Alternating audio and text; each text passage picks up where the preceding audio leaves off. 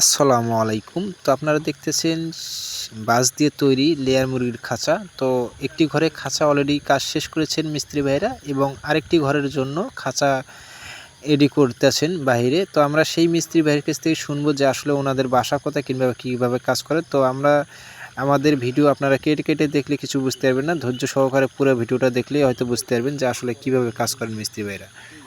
আসসালামু আলাইকুম ভাই। ওয়ালাইকুম আসসালাম রহমতুল্লাহ। আচ্ছা, আপনারা যে বাঁশের খাঁচা বানাইতেছেন এইসব বাঁশের খাঁচার উপকার কি, লোহার খাঁচা কিংবা বাঁশের খাঁচার মধ্যে এক পার্থক্য কি? কথায় ভাই, লোহার খাঁচার চাইতে বাঁশের খাঁচা অনেক শত শত গুণে ভালো, আলো বাতাস খুবই ভালো পায়। এক কথায় হলো বাঁশের খাঁচা হলো এয়ার কন্ডিশন সিস্টেম, শীতের দিনেও ভালো, গরমের দিনেও ভালো।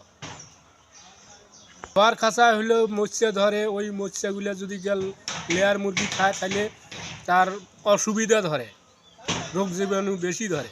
এতে হাজার হাজার গুণ বাঁশের খাঁচা ভালো। যারা খামারি ভাই তারাই বলতে পারবে, তারাই আমাদের ইয়ে করে, বা লোহার খাঁচা ফেলে দিয়ে বাঁশের খাঁচা কথা বলে।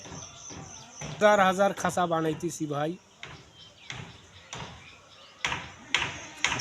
15 বছর এই ইনামুলের সাথে, ইনামুল ওর সাথে কাজ করতেছি।